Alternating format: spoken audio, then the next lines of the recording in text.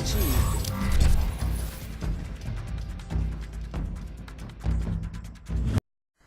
Welcome back to Kamikaze Overdrive MMA Predictions. As always, I am your host, Scott Johnson. On this edition of the show, we're taking a look at UFC 146, Dos Santos vs. Mir, which comes to us live on May 26, 2012 via pay-per-view from the MGM Grand Garden Arena in Las Vegas, Nevada. Now, as I mentioned at the end of my last video, the forthcoming birth of my first child is going to supersede anything I can put into Kamikaze Overdrive, but I still want to give predictions, so I'm going to be doing them in audio format. I'm going to be providing all my predictions, still do all the research, but I'm not typing up the write-ups like I usually do in doing the video, which takes a long time to put together.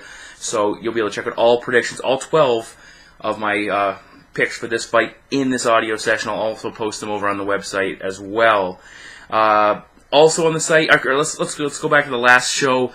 UFC on Fuel went 5-5. It was not a great night of predicting, but if you bought my betting pack, it actually worked out not bad.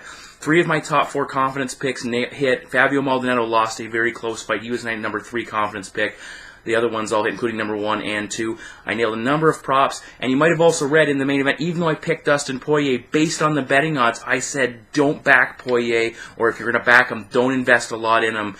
You know, the person to pick here is the Korean Zombie, Chan Sung Jung, simply because the odds do not represent the talent gap here, the supposed talent gap.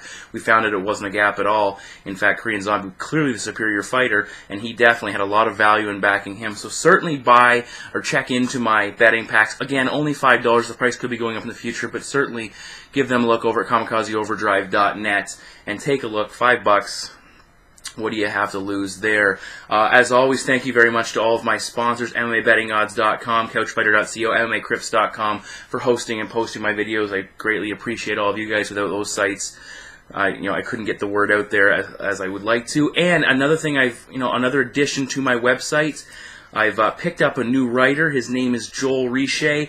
He's currently studying at the University of Western Ontario, getting his master's in history. His specialization is American history with a focus on prize fighting, which, happens to work perfectly with an MMA site. So he's actually going to be writing the previews and eventually writing the event recaps for my site. So welcome aboard, Joel. Thank you very much for joining on. And I think that's enough for me. Let's head over and get the first set of predictions for the Facebook preliminaries.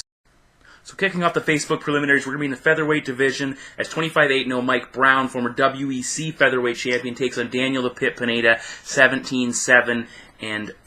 Very interesting matchup, young against old here. What I look at here is Brown is a dominating and very strong wrestler, and I look for him to come out and try to control Pineda early. But I go back to the Diego Nunes fight. Brown put so much into controlling Nunes in the first round that he faded in the later rounds and struggled. And what I like with Pineda, guy's a finisher. 6 wins by knockout, 11 by sub. He's got 2 wins in the UFC. He really took it to Malcolm Semenzer in the last fight.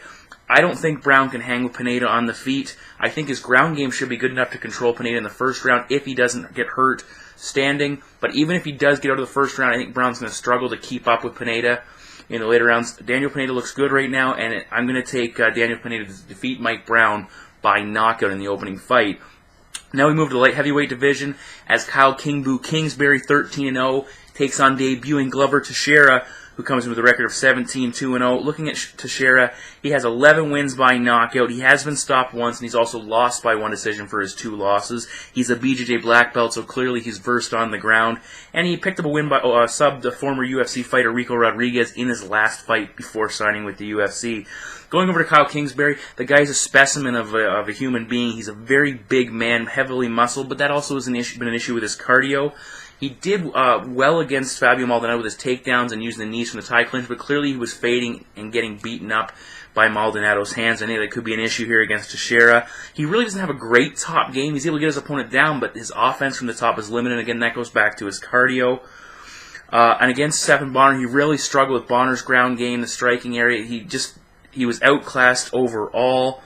And what it comes right down, I think Teixeira is just a superior fighter with a superior skill set. So I'm taking Glover Teixeira to win this fight by knockout over Kyle Kingsbury. And finally, we will finish up in the lightweight division as Paul Sass comes in with a record of 12-0, and he takes on Jacob Christmas Volkman, 14-2. First things first, I don't expect this fight to be over. It's going to be a good ground battle, and if you're not into that, you might not enjoy this fight. But face it, folks, this fight is going to the mat. Paul Sass has won 11 of 12 fights by sub. He's the master of the Sass angle, his modified triangle. And he's going to have a size advantage over Volkman. Volkman has just been simply a crushing, grappling machine. He's on a significant winning streak, lots of takedowns, excellent top control. He just hammered through Efrain Escudero, but you got to go back. He nearly got caught at the end of that fight in a submission, was able to power out of it. He has been submitted once in his career, I believe. It was by Martin Kampmann while fighting at a welterweight, and that will come into play here. But what this fight comes down to is I think Volkman will have enough to control Sass on the mat and grind out a 3-round decision win in a similar fashion to what we've become accustomed with Jacob Volkman. So I'm going to be taking Jacob Volkman to defeat Paul Sass by decision. And those are my preliminary picks that will be on Facebook. Let's go over and we'll check out the preliminary picks for the FX or in Canada Sportsnet. Alright, now we move over to the FX or Sportsnet portion of the preliminaries, 4 in total, and we kick it off in the welterweight division as Dan the Outlaw Hardy, 23-10-0 with 1 no contest, battles Dwayne Bang Ludwig, 29-12-0. And we just talked about Paul Sass versus Jacob Volkman being primarily a ground battle. I anticipate that these two guys are going to spend the majority of this fight standing and striking and seeing who has the better striking. Hardy has decent boxing coming into this matchup. Dwayne Ludwig is the Muay Thai expert and really does a nice job there. One thing with Dan Hardy, I anticipate he's going to come out very desperate. He's on a 4-fight losing streak. He's defying that 3 fights and you're out of the UFC logic, but I can't anticipate him staying with 5 consecutive losses. I think he'll get trashed in the event he loses to Dwayne Ludwig. Now, one thing, considering this fight is going to spend the majority of the time standing, Ludwig has 10 wins by knockout, which is significant. Hardy has a number of wins by knockout as well. Hardy's only been stopped once. Ludwig has been stopped 5 times, so that definitely favors Dan Hardy in that sense.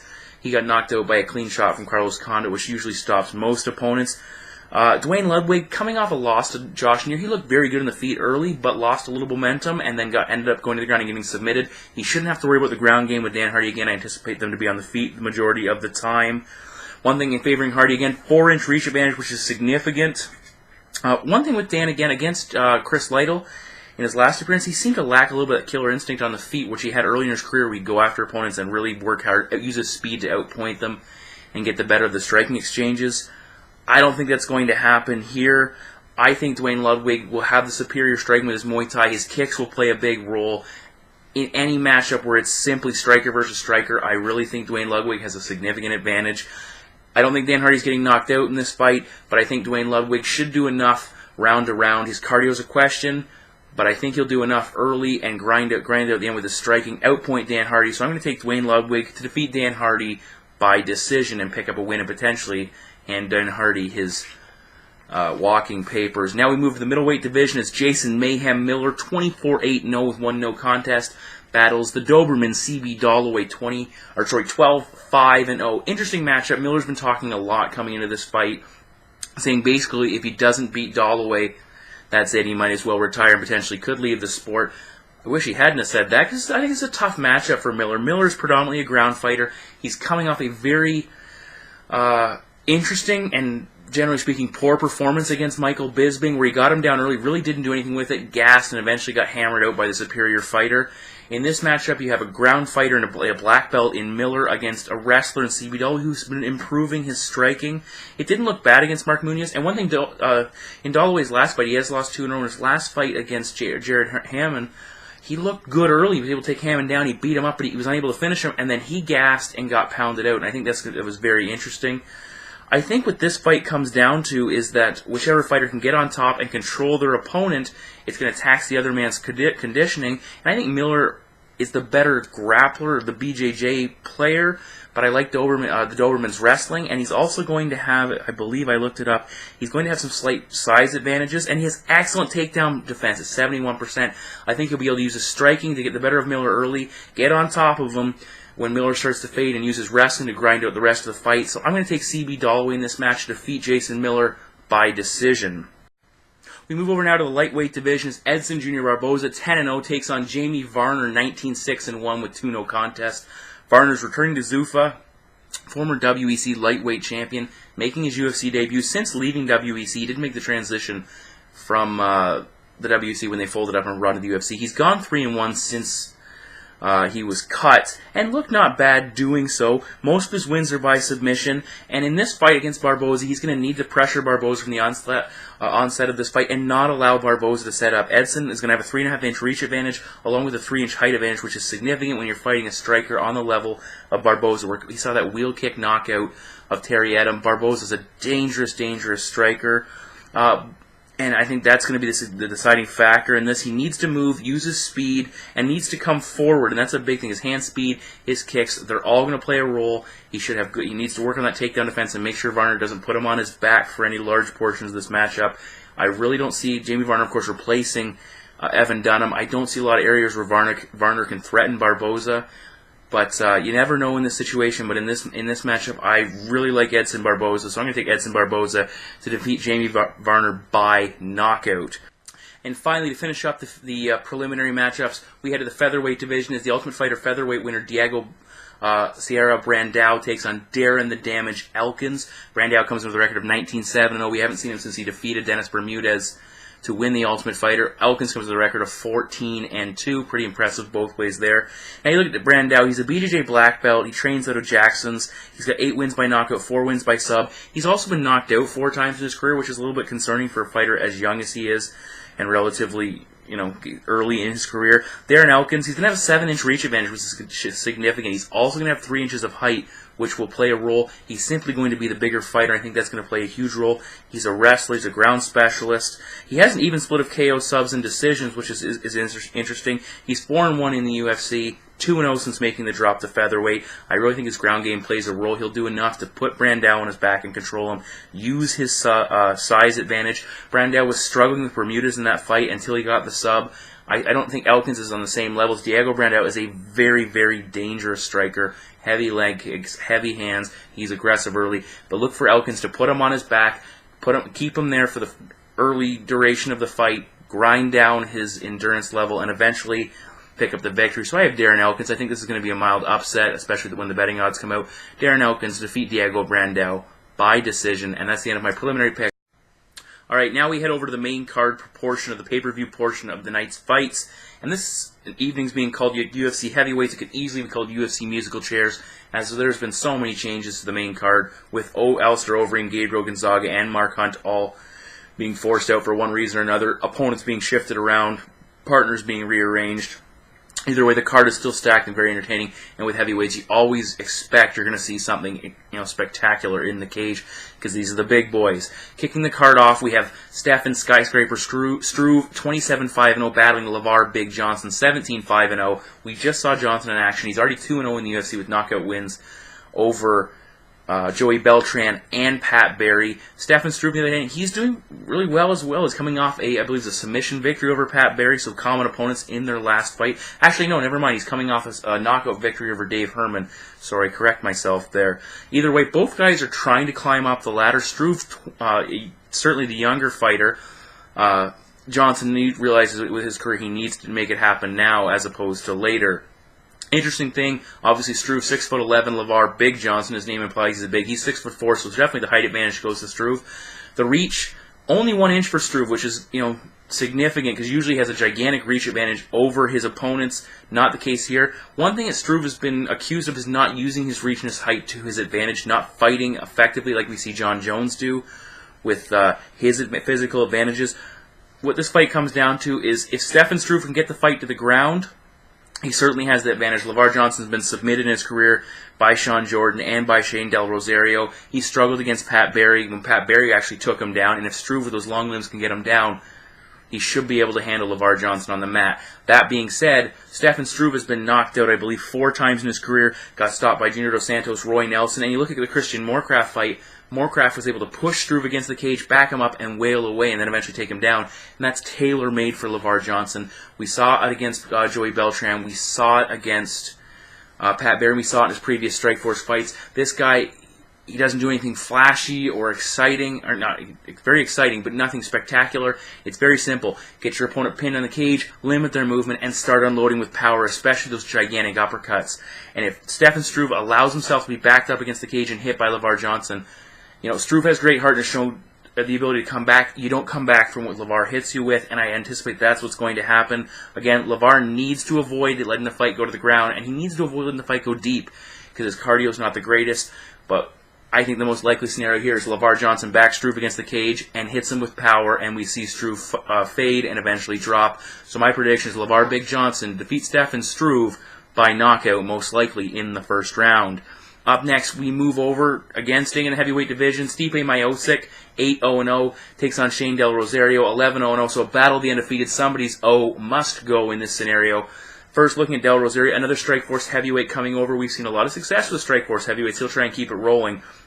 One thing with Del Rosario, he's been out of action since February 11 after a car crash. So not only is he making his debut, it's his first. He's missed a lot of action over a year. That certainly will play a role. As far as his skill set, he's a very solid kickboxer. He's got an 8-1 overall kickboxing record. He's got a number of wins by submission. As I just mentioned, he tapped out Lavar Big Johnson. It was impressive in that sense. You know, he's a well-rounded fighter, but the question is, how much did that accident take out of him? How much did the time away from the cage take out of him? Going over to Stipe Miocic, he is, again, another very well-rounded fighter. He's got good wrestling credentials, excellent boxing credentials. He's shown it in the UFC. He has 6 wins by knockout. In his last fight, he seemed a little bit overwhelmed with Philip DeFreeze's early aggression, and then he kicked it into gear, went to war, and eventually knocked him out with his hands, and simply showed how dangerous this guy is in all facets of the game. And against Joey Beltran, a tough guy, he endured the grind in his debut, and that was a tough fight for him, and he got it out a victory, and he hit Beltran with a lot of stuff. Beltran's a tough dude. Miocic wasn't able to put him away, but he still showed his capabilities and what he's, can do. I think this is a great matchup. I really wish Shane Del Rosario was coming in with a little less of, of the debut and the issues of the time away. I think Stipe Miocic gets the best of him. I think Miocic's actually going to be able to knock out Del Rosario, especially if Rosario's cardio isn't up to par. We'll have to see how that goes. My prediction is Stipe Miocic to defeat Shane Del Rosario by knockout and pick up the victory. Now we head over to another fight that's changed and been rotated around as Roy Big Country Nelson, 17-7-0, takes on Dave Pee Wee Herman, 21-3-0. And again, is it Pee Wee Herman? Is it Sasquatch? I don't care, as long as the right guy shows up to fight. Now, interesting matchup here, simply because Herman is coming off what started off as a great performance against Stefan Struve. I don't know what's in this guy's head. He bothers me a little bit. Against John Olivine on his debut, his in-ring demeanor is so very odd. He seems to have this mentality. It's carefree. It's like how I'm fighting, but I don't know if he lacks the killer instinct or what it is, because he's very talented, and he's kind of unorthodox for a heavyweight with how athletic he is. He has fantastic kicks, great movement. His cardio is certainly questionable again. Where that comes down to, I think he needs to take himself in this profession a little bit more serious, because if he gets defeated here in this matchup, I think Dana White is giving the guy the pink slip and sending him goodbye. One thing overall, he's going to have a 4-inch height advantage and a 4-inch reach advantage, which should help him in the striking exchanges, and again, his kicks and his movement should allow him to maintain separation from Roy Nelson. Roy Nelson, continuing to get in better shape. Got to give props to the guy. He's losing weight. It's helping his cardio and it's helping his performances, but he has a tendency to he takes a lot of punishment, and he keeps coming forward, but when you're taking punishment, you're not winning fights, and that's what happened against Fabricio Verdú in his last fight. Nelson got absolutely pounded, and he kept coming forward, but he wasn't, you can't win a fight getting kneed in the head for 3 rounds and not falling down. Congratulations, but you're not going to come out with a victory. He has a powerful, devastating overhand right. But at the same time, his striking game is a little bit limited. He uses a few combinations, but he doesn't throw a ton of kicks. He'll throw the odd kick, but he's looking for that home run hitter. And against a talented striker that can stay out of range, it's going to be very difficult for him to come up with a big shot like that. He is very talented on the ground, BJJ black belt. But the question is, how does he get his opponent to the ground? He's going to have to lock Herman up and get him on the mat. And we've seen Herman go to the ground. Struve took him down and pounded him out. Olivine was able to get him to the mat and take him down. But in this situation, I actually was leaning towards Roy Nelson originally. I looked up a couple things, and I think if Nelson can pressure him and control him, that's his style of fight. But I actually like Herman's kicks. I like his reach. I like his movement. I think he'll be able to stay out of Roy Nelson's range for any form of grappling and for the big overhand right. And I think this is the one fight, the potentially heavyweight fight, that could go the distance with Herman simply outpointing Nelson, Nelson taking damage and coming forward, and Herman just getting the better of him. Again, Dave Herman, inconsistent to say the least, but I'm going to take Dave Herman to defeat Roy Nelson by decision. Probably going to be an upset in some fashion here, but I'm going to go with Herman over Nelson. All right, now we move to the co-main event of the evening. Cain Velasquez comes with a record of 9-1-0, fresh off his title fight loss against Junior Dos Santos, and he's taking on Antonio Bigfoot Silva, who comes with a record of 16-3-0, his UFC debut after being a long-time Strikeforce and before that Elite XC competitor. Originally, Silva was fighting Nelson, I believe, and Velasquez Mir. Obviously, with the wish-wash, these two individuals are lined up. Very interesting matchup, very good matchup as far as I'm concerned. And Silva's going to come in with a 4-inch reach advantage, 3-inch height advantage. He is a big man and significantly bigger than Cain Velasquez. But we've seen Cain against bigger guys in the past, and he's come out victorious. Silva's coming off a KO loss against Daniel Cormier, who is a training partner of Cain Velasquez. So Velasquez certainly will have sat down with Cormier and talked about what he did and what it was like to be in the cage with Silva, how he moves, help prepare him there. Of course, Cormier preparing for his fight with Josh Barnett, which has not taken place yet, so I don't know the results of that. Big thing with Silva is he had trouble with the movement of Cormier and the quick hands. And going back to the Fabricio Verdum fight, he did well early. He again struggled with the grappling of Verdum. Verdum able to get him down, control him on the mat, and really wear him out and take away that power. And even again against Mike Kyle, Silva struggled with the big shot from Kyle. If Silva's able to physically impose himself and use his own ground game, he's a very talented grappler in his own right. But if he's able to get on top and grind a guy out and beat him up like he did against Fedor, that's where he needs to be. Basically, Silva needs to be a bully. Unfortunately, Cain Velasquez, he's handled many big individuals like this. You go back to the Ben Rothwell fight against Brock Lesnar, against Czech Congo. Big guys, he was able to dump them on their backside with his wrestling, beat them up, punish them. And I really like Cain Velasquez's aspect of the game to control Silva there. You go back to his fight with Big Nog. He uses quick hands there in the knockout power. He should have the striking advantage against Antonio Silva. I anticipate Cain Velasquez comes into this fight very motivated after losing his title. He was coming off a layoff and an injury there. I think he'll be focused here because he realizes he's only maybe 2 wins away from getting a rematch with the champ. And I really think this is a good fight for Cain Velasquez. I think it's a very tough draw for Antonio Silva. I really like the Roy Nelson matchup for Silva for a debut. I think Velasquez is a tough draw. And as a result, I'm going to take Cain Velasquez to defeat Antonio Bigfoot Silva by knockout. Now we move to the main event of the evening, which will feature the UFC Heavyweight Championship on the line as the champion Junior Cigano dos Santos, 14-1-0, puts his belt up against former champion 16-5-0 Frank Mir. Frank Mir, of course, taking the place of Alistair Overeem in the role of the challenger. Overeem suspended currently from action, so Mir steps in. Should be a very good matchup. Interesting. We'll see how it plays out. Of course, Frank Mir coming off the submission of Big Nog. Big Nog, a teacher of Junior Dos Santos, and of course JDS looking to avenge his master, I guess if you will, his master's fallen name against Mir, who Frank Mir knocked out Nogueira, first man to do it, submitted him, first man to do it. So certainly a little bit of bad blood going on there. We'll see how this plays out. Now you look at Frank Mir first. He's a BJJ black belt. The majority of his wins, 9 in fact, coming by submission on the ground. So that's where he's going to want to get this fight, which we'll talk about that in a second. Could be easier said than done. Another big number, Mir has been knocked out 5 times in his career, which is a huge concern. Guys like Brock Lesnar, Brandon Vera, and Shane Carwin all knocking him out, not nearly as talented strikers or as dangerous with their hands as Junior Dos Santos.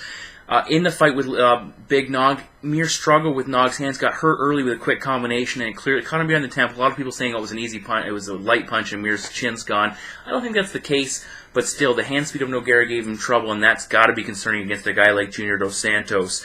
Now, Mir, he's going to have to get JDS to the mat. He showed excellent hip tosses against Roy Nelson, but again, JDS has fantastic takedown defense. We have yet to see him put on his butt for a prolonged period of time.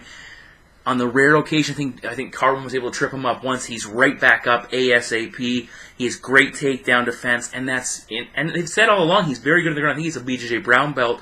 His camp says he's good on the mat. We haven't seen it yet because he is so proficient with his hands. He lands 6.8 strikes per minute, which is devastating. His footwork is incredibly solid. He's a big man, but he moves so well with his footwork and speed. His hand speed is very difficult to defend against.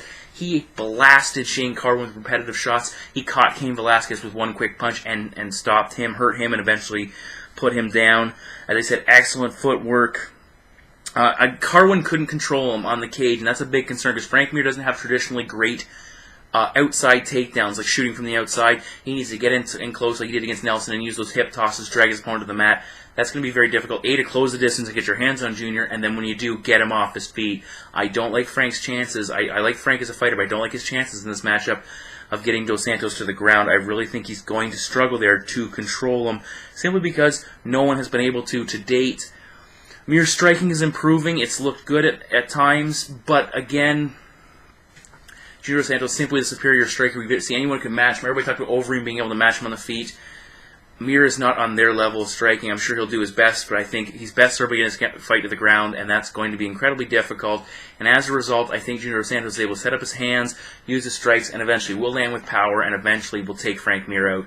So whether this fight goes 5 seconds, 5 rounds, or into the 5th round, I think at some point Junior Santos will knock out Frank Mir. So my prediction is Junior Santos to defeat Frank Mir by knockout, retain his title, and set himself up with potentially a matchup with Alistair Overeem or another up-and-coming contender, potentially the winner of Barnett versus Cormier.